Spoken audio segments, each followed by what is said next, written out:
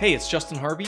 Thanks for tuning in to the Anesthesia Success Podcast, where we take a close look at important topics pertaining to business, practice management, personal finance, and careers for anesthesiologists and pain management physicians. On this show, I work hard to take your critical questions straight to the experts. Thanks for listening. Today I'm talking with attorney Anu Murthy about some of the challenges as well as the opportunities afforded by new CMS regulations related to the coronavirus outbreak. We're going to talk about new rules that impact both practice owners as well as employee physicians. And while we're discussing things in the context of anesthesiology and pain management, these concepts will have broad applicability.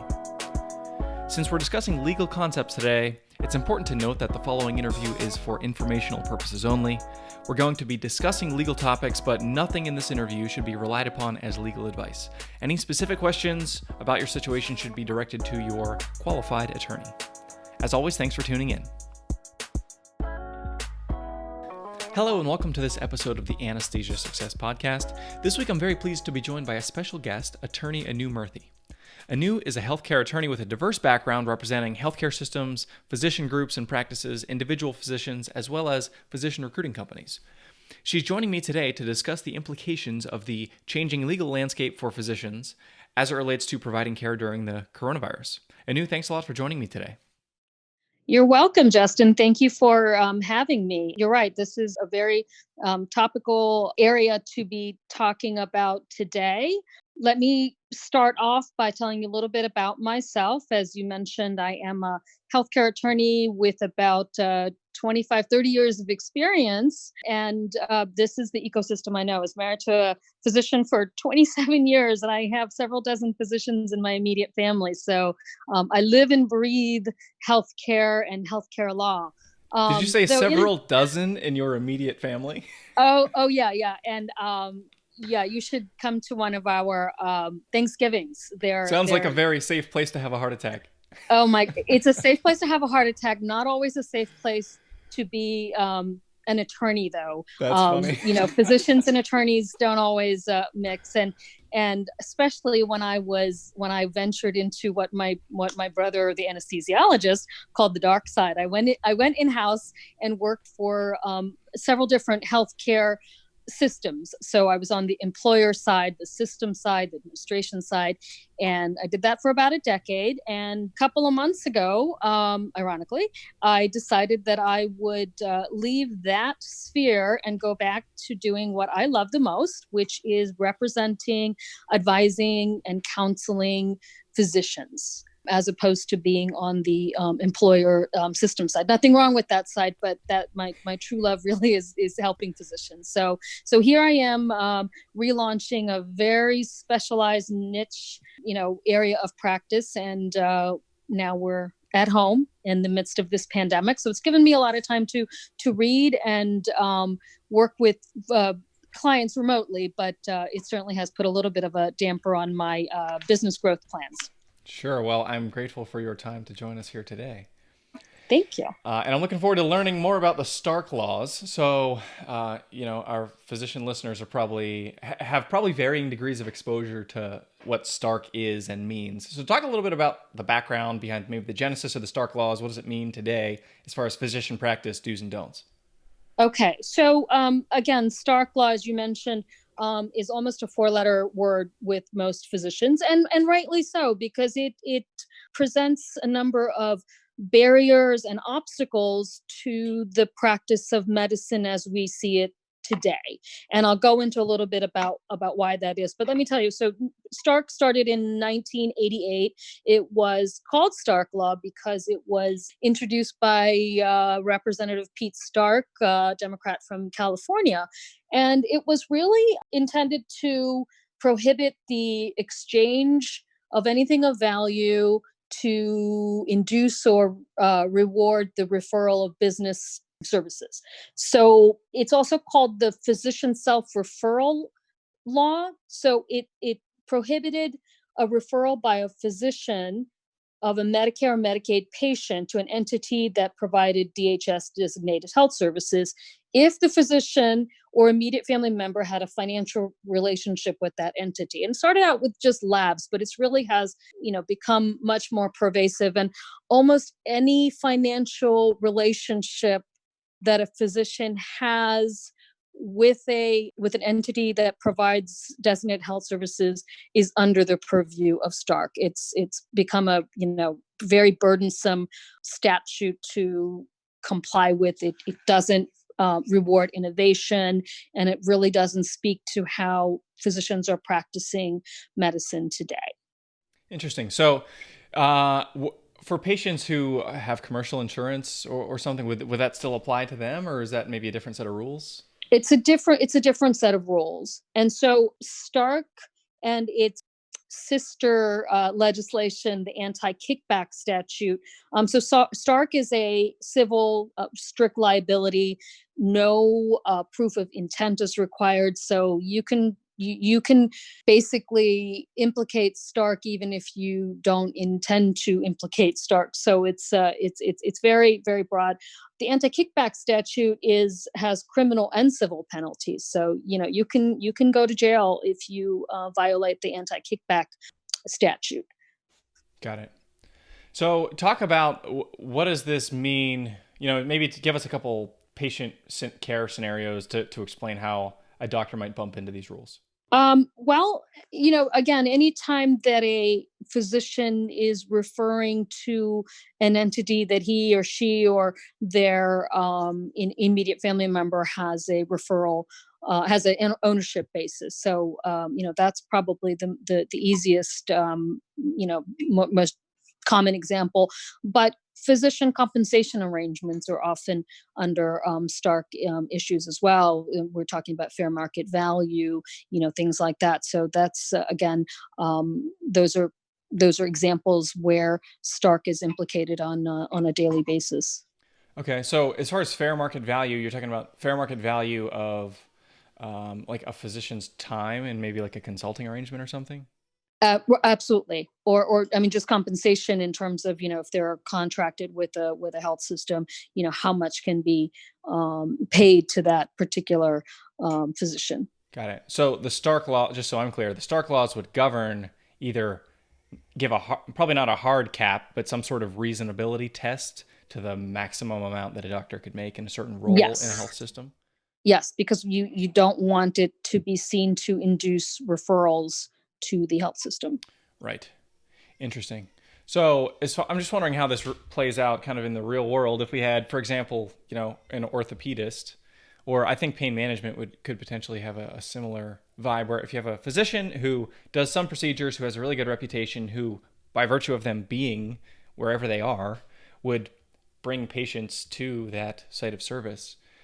How it seems like practically I can understand what you're saying, but functionally I'm wondering how you can divorce these two things, right? Like a doctor would be more valuable to an institution if they would bring with them name recognition and credibility, and with that probably like a bunch of research attention and patient volume.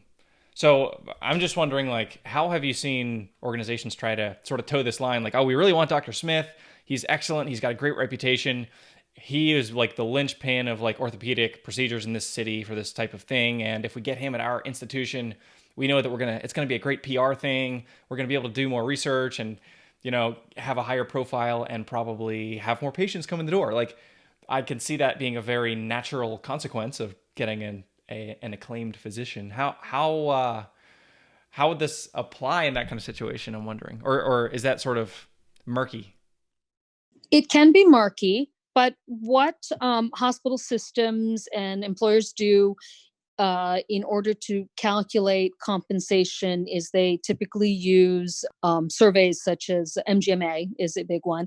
And so when I was in the physician recruitment world and we really wanted a certain candidate, top neurosurgeon, orthopedic surgeon, and we were trying to get to the top of the amount for compensation, we would look at MGMA, we would look at a couple of other compensation surveys and get a fair market value recommendation from those surveys, and then typically, if I wanted to go up to the 90th percentile of MGMA, I'd be okay. Anything beyond that would sometimes require board approval from the hospital board. So no, it comes up, fairly often, especially in those hard to recruit specialists, not so much in primary care, but definitely in areas, rural areas, specialty shortage areas. It comes up pretty often. So surveys are a great way to go.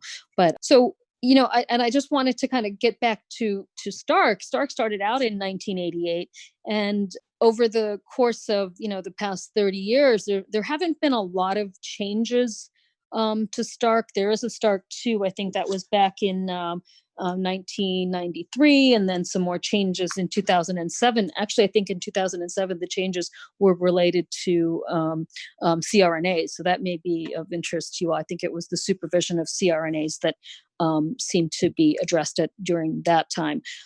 Interestingly, though, last October, CMS came out, Centers for Medicare and Medicaid Services came out with proposed new rules that were going to reform Stark and the anti-kickback statute. And it was really interesting because they had put out a request for information the previous year, and everybody and anybody who's part of healthcare, whether it's the AMA or specialty colleges, the Association of Anesthesiologists, et cetera, everybody sent comment letters to CMS saying, well, here's how we want Stark changed, because we are in a new era of telemedicine, of using more ancillary providers such as CRNAs, physician assistants, et cetera, and value-based care. It's my understanding that anesthesiologists and pain medicine specialists may not do as much value-based care as primary care doctors, for example. But they are part of teams that provide value-based care. And so CMS came out and proposed these rules saying, okay, we're going to open these areas up. We're going to bring Stark into this new world of telemedicine, and the ability also for referrals to happen between these previously prohibited relationships, because again, anesthesiologists and pain medicine doctors and orthopedic surgeons, they may be part of bundled payment programs, and that's a type of value-based care, and those would have to pass muster under Stark every single time that they went into a contract. So CMS basically said last fall, all right, we are going to open up to value-based care, and the more risk that you take as a practitioner, as a provider, the less oversight that Stark will have on your practice. So that's a little simple way of putting it, but it's basically, rewarding those practitioners that are embracing risk. Got it. Okay. And so in light of the complexity added to our healthcare system and the strain by coronavirus, how have practitioners bumped into Stark? How have they found it to be restrictive? And in what ways is that being examined right now? Well, I'm going to actually flip that question, if you don't mind. So I think what happened was it was unprecedented in our history in terms of CMS coming out, the administration coming out and saying, okay, we are going to help you doctors in order to keep providing services, to keep the lights on. So we're going to provide some blanket waivers, because historically CMS only issued Stark Law waivers on a case-by-case basis. So these blanket waivers that were issued about a couple of weeks ago, they're really unprecedented. And so what does that mean? They're national in scope. So every practitioner in the country, if they are if they take Medicare, essentially are impacted, and they're going to remain in effect during the period of the national emergency.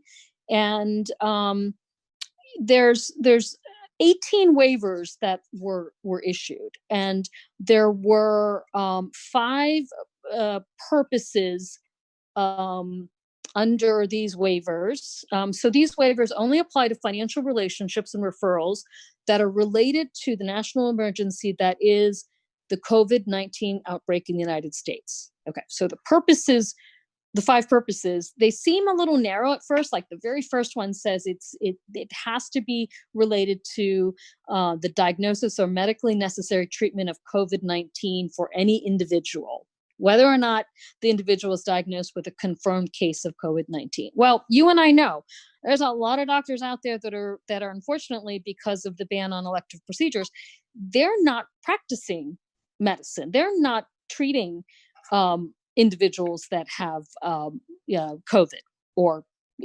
suspected to have COVID. But if we look down to the down the list of purposes, they do say that what can happen is you can avail yourself of these waivers to start if the purpose is to address a medical practice or business interruption due to the COVID-19 to maintain the availability of medical care and related services for patients and the community. So basically, if your practice is impacted, your business is interrupted by COVID-19, which, arguably every single physician in the country, falls under this, then, this is a very, very broad provision. Got it. I want to try to put this in practical terms just so I can understand. If we had a previously prohibited referral, self-referral, like my brother owns in this example, maybe he's been trying to start a telemedicine company or create a platform where we can have secure HIPAA compliant communication between physicians and patients. And, that's a thing that exists that he's been working on. And we maybe talk because I think, this could have potential, but I can't use it in my practice because of Stark. If there's this blanket waiver that you just described, and I think, well, this previously prohibited type of referral under the Stark laws, as long as I can find grounds for this type of referral under one of those 5 categories that you mentioned, this is no longer prohibited in the interest of accelerating patient care. Is that accurate? Or is this too specific? It can be, but okay. So we have to remember. So the waivers are only going to be possible and applicable until the end of the pandemic, until the public health emergency is lifted. So if something was subject to Stark or anti-kickback under those particular set of facts, unless they fit these parameters for this limited period of time, then I would argue that a new business probably would not be safe under these terms. But I think it's something that he's got to really look at to an attorney that is versed in telemedicine. And I can see the point, but I don't think that it would work that way. They really are talking about existing relationships, whether it's lease payments, rent, some compensation arrangements, things like that. The goal is to keep physicians in practice, and the goal is to make sure that again, looking at the CARES Act broadly, right? We've already had that first infusion of bolus of cash that has come to many physician practices already. And so that's there. There is also, as of today, I know there's a second round that hopefully that the administration is going to, and Congress is going to agree upon, to have even more money that's sent to practices. Okay. Right. Yeah, I'm very interested to see in a lot of different ways how they continue to sort of move the target as far as total funding for under the CARES Act. It's and can I just say one more thing? I think Sure. It's really important that that practices that do decide to avail themselves of one of the waivers, and we can get into some specific waivers like employment and office space and equipment rentals, things like that. But what I think is really, really important for practices to remember is that they've got to maintain some records. So even though they don't have to reach out to CMS and say, hey, I want to avail myself of this particular waiver, they still need to maintain records. They need to document that which COVID-19 purpose. And again, it could just be that business interruption. So on a contemporaneously basis, because it's not something that you want to go back and do afterwards when CMS comes to you and say, hey, you know what, we're finally getting around to looking at these waivers that you availed yourself of, whether it was reduced rent or increased comp, whatever it is.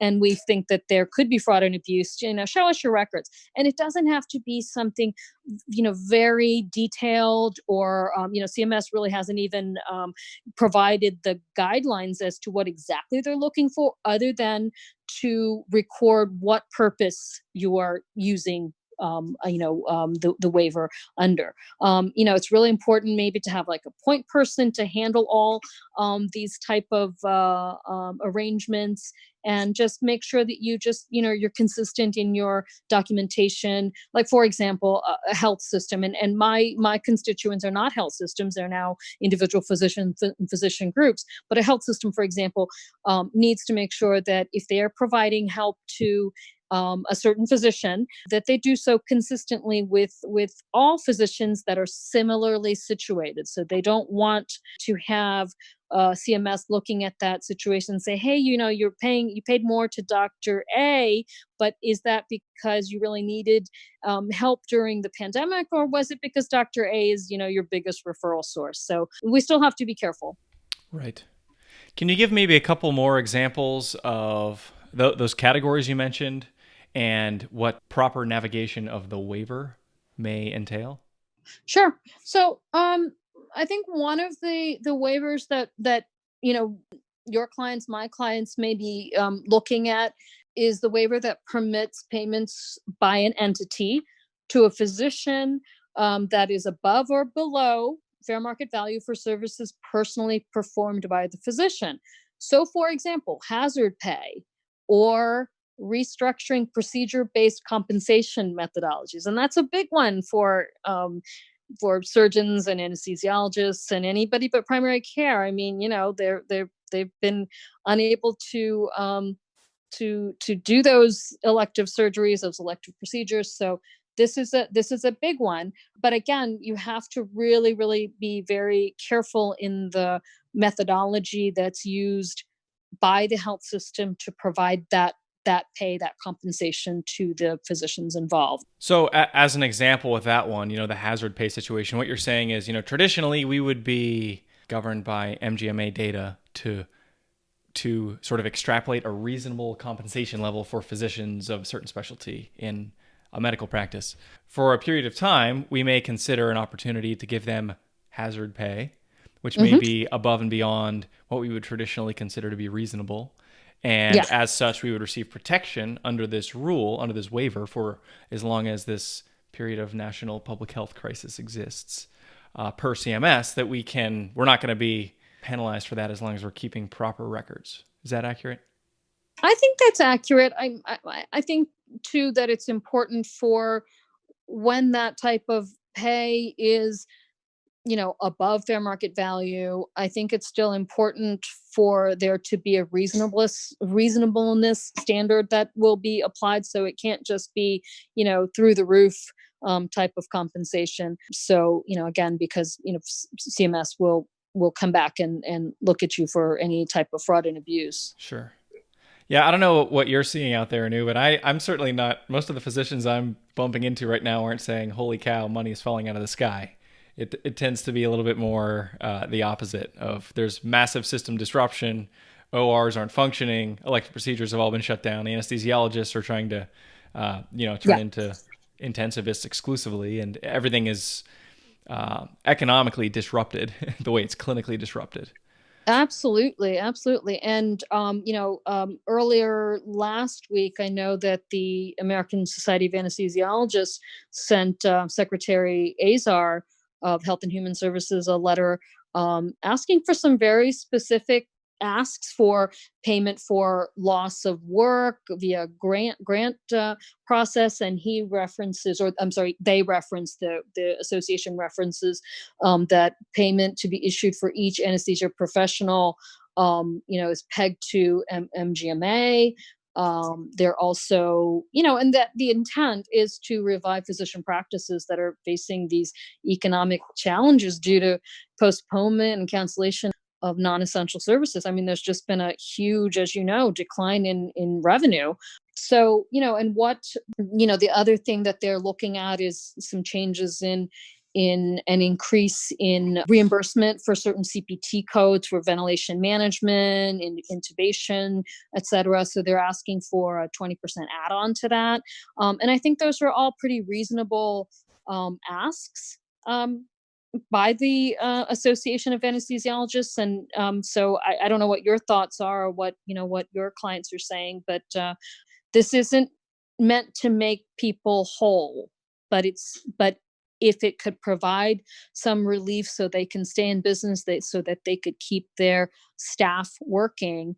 I hope that the secretary and the administration really look upon this, because there's pent up demand. There's going to be lots of demand for surgeries, et cetera, in the coming weeks already in some states that are opening up. As Secretary Verma came out with that plan to start opening up phase one. And I think Ohio, Georgia, Texas are already planning to carefully, cautiously reopen. Yeah. I'm curious in your opinion, and I'm not going to hold you to this, but I want to know just kind of your shoot from the hip what you think.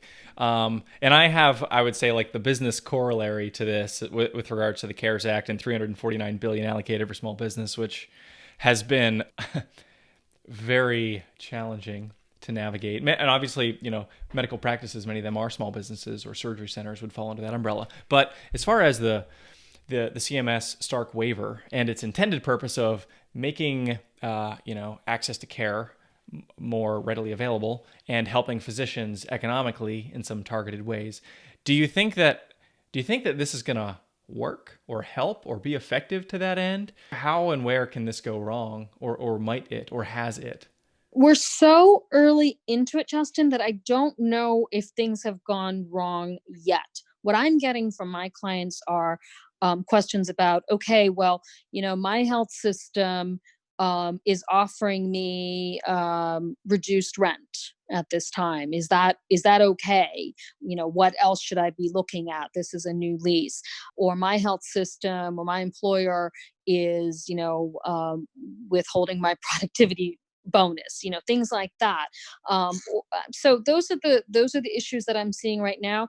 I think that the blanket waivers came down the pike in such a unprecedented way that the lawyers, including myself, we're still trying to figure out, well, what's the best way for our clients to avail themselves of these waivers, and going forward, what kind of criteria are going to be looked at, or are clients going to get in trouble for availing themselves of this? There's almost a little bit of a reticence and fear to even enter into some of the agreements, and which is sad, because I think that there are some business cases definitely for compensation methodology to be changed and altered during this time, even if it's just for a temporary basis. Because we have to remember the employment agreement or contract, it's still a contract, it's still valid. Everything else under that contract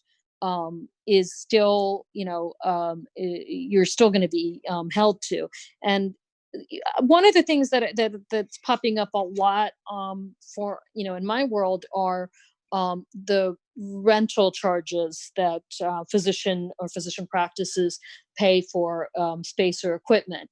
The waiver is allowing it to be under fair market value. I don't really tell you how much under fair market value. So, I think that there's an opportunity there to help with some cash flow for many practices.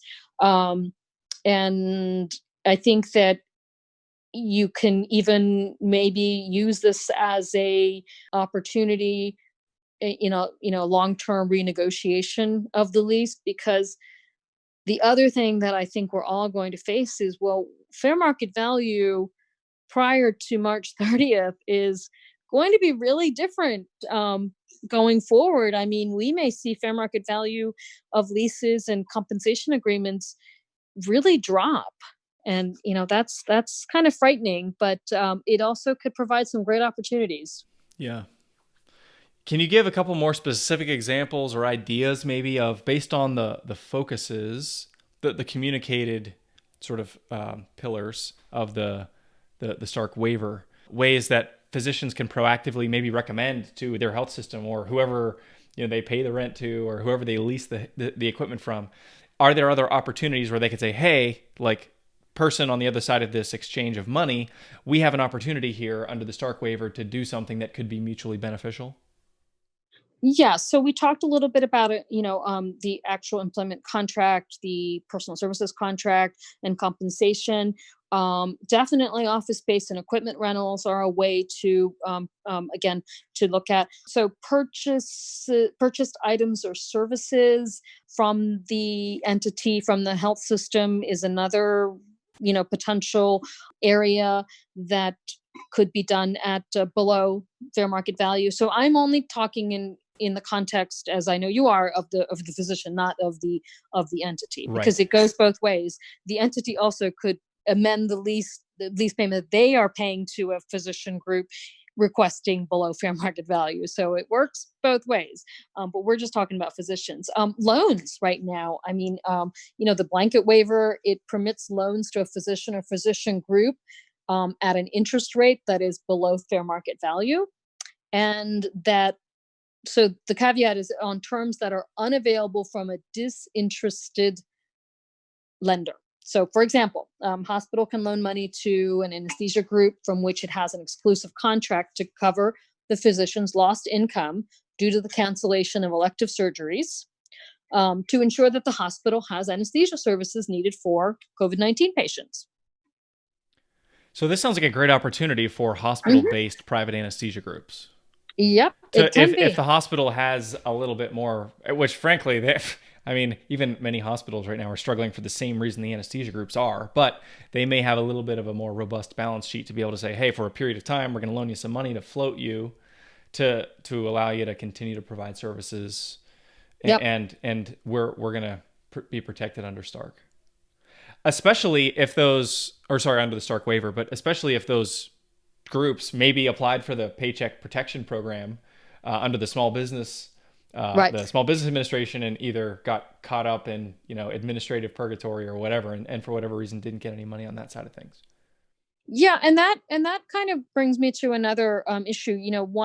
You have to be really careful. The physician group has to be very careful to document the different streams of money that are coming in. So we had that first bolus of money a couple, a week ago, last Friday, from CMS, that was related to what your Medicare billings were from 2019. So you have that, right? And then you may be also getting something under the blanket waivers, Stark waivers, from the hospital entity that you're affiliated with. So there's another stream there, and there may be another stream of money that's coming in from small business and paycheck protection. And then today, we may be missing it right now, Justin, but the Trump administration may be announcing another bolus of money. So Yeah. you have to be really careful what you're using the money for as well. So record keeping, I think, is extremely important. Again, not super complicated, but just to make sure that this money that came to me from this source was used for this COVID-19 purpose. So what happens though, for example, if you do get a loan from a hospital, and what happens when the waivers end? I mean, does it accelerate the repayment of the entire loan? What are the loan documents? What do they say? Are they meant to demand immediate repayment when the emergency ends? What if the interest rate adjusts to fair market value at that point? Yeah, there's lots of opportunities there. Yeah. Seems like another area in which this is like a ready, fire, aim situation just playing out in front of us the way that it's very difficult to give away $2.2 billion in a very short amount of time in any sort of orderly fashion. And then when you layer onto that the complexities of public health and healthcare administration and all the different permutations of that, it's a serious logistical challenge. And there's definitely part of the story yet to be written. And, another thing that your clients, and I know that some of my hospitalists and critical care clients have been able to avail themselves. Under Stark, there's a cap as to how much a physician can be paid annually in non-monetary compensation. And it's about $423, $25 right now, which isn't a lot. But that limit has been waived. So the hospital entity, the DHS entity can fund things above that annual limit for PPE, for supplies, for CME that's related to COVID-19 training. They can also provide the physicians with housing, with meals, childcare, transportation, or provision of support personnel to physician offices. So there's that's pretty significant as well. I know that my brother has been isolating. He's my other brother, not anesthesiologist, was isolating from his family, which a lot of physicians are doing. And, he's fortunate. He has a little guest house on his property, but many physicians are checking into hotels, their Airbnbs. And so this is something that a hospital system, an employer, can reimburse the physician for. And I think that that's very significant. Got it. Yeah, that's a great point. I know of a new client the other day who I was talking to. It was one of our first calls, and they were down the street. We were doing a Zoom call, and it was husband and wife, and husband was at the hotel, and wife was at home, and we're all here in the same city. But because of that self-isolation, they've decided to do that. So it's a good note that that's something that an employer can reimburse for without running afoul of Stark because of the waiver. Yep. And the other thing that, in terms of employed physicians or contracted physicians, a hospital could potentially agree to pay an employed contracted physician based on their 2019 production. And that's because of the cancellation of elected procedures. If their comp was tied to, if they had a base and then a productivity component. Again, not to make the physician whole is my understanding, but to keep the lights on, to keep moving forward, and then having a true up, later on in the year. Because let's face it, even with the pent up demand, right? I mean, are physicians, the proceduralists, going to be able to just jump back in and work 24/7 to make up for the lost productivity and associated revenues? So yeah. So this makes me wonder, it's like, it all sounds great. Like there's money everywhere that we can request under the Stark waivers. But I think what I'm wondering as I'm hearing you describe these situations is, what about sort of the entity, system, hospital viability, financial strength? Mm-hmm. It's one thing to say that doctors can get that without running afoul of Stark. It's another to say like, well, maybe the hospital doesn't want to or can't, or would love to pay you on 2019 production, but because there is no 2020 production, they don't have the money to pay. And so even though it's not illegal, the resources don't exist. Is that something that you're seeing? Not yet, because the first round of CARES Act funding, hospitals got quite a bit of money, and they're advocating, they're lobbying for more under the second round, and I think that it's important to remember that, again, the lifeblood of the hospital system are our clients, the physicians that admit and perform surgeries and provide the anesthesia services. So I think it's in hospitals' best interest to do whatever they can do to keep physicians, in business. So, yeah. Yeah, there's a lot more we could say there, but we'll. Well, I will tell you one of the things. I know you and I talked about this a couple of weeks ago. Is private equity. So private equity backed physician practices were excluded from benefiting from the CARES Act money. But what I'm seeing, and I've got a couple of transactions that are going on right now, private equity activity is not going to cease going forward. They have cash reserves. And, I think that what we may see actually is more private equity investment in primary care practices.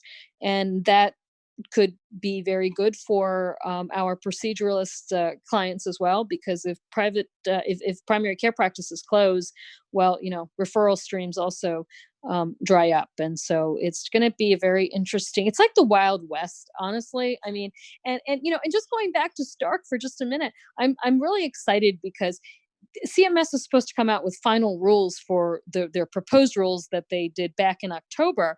And we all were like, wow, these are so great. These new, enhancements and liberalization of Stark. Now they turn that all on its head, and the waivers that we have now. Well, why couldn't some of these waivers be law going forward? I mean, why do we have to be constrained by things that happened 30 years ago? It's a different world. Absolutely right. And I think we're going to ask those questions in a lot of different areas with JCO and HIPAA, and with oversight of CRNAs in some cases, where there's just a lot of different places that right now the landscape is changing, and the questions are going to be asked. Does it make sense to flip it back when the time comes, or is this part of the new normal? Time will tell. Absolutely. Anu, is there anything in closing that you haven't been able to cover that you want to elaborate on a little bit?